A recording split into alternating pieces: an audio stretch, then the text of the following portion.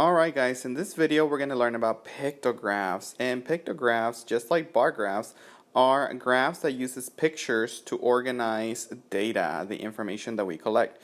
Now, something that's very important with pictographs is that they have a key, they have a rule, kind of like the one in the bar graph, but now the key tells us what the picture means. So like right here we see that one happy face means one vote. So that is the key, and I circle it and then I put a star, and see how they're using pictures, and they also have a title, so don't forget about your title.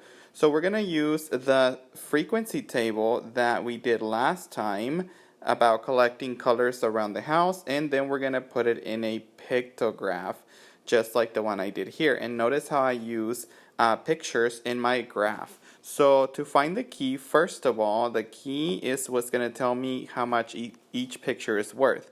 So it's right here. I'm going to put a little star, that way I know what it means. They're telling me that each crayon picture is equal to 2 crayons. So the pattern or the rule, it's going to count by 2s.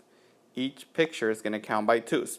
So what I do is I like to label each picture once I'm in the pictograph. So the first one is green. I know that each crayon is 2, so I'm going to put 2, 2, 2 in each. Then finally I put my total. So I can multiply 2 times 5, or I can add 2 plus 2 plus 2 plus 2 plus 2, like repeated addition.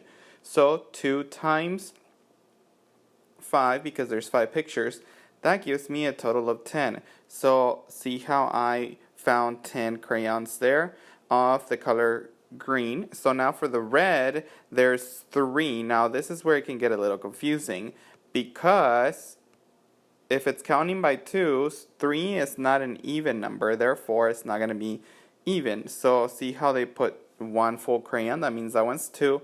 And here they cut it in half. That means this one is only worth 1 point, because half of 2 is 1.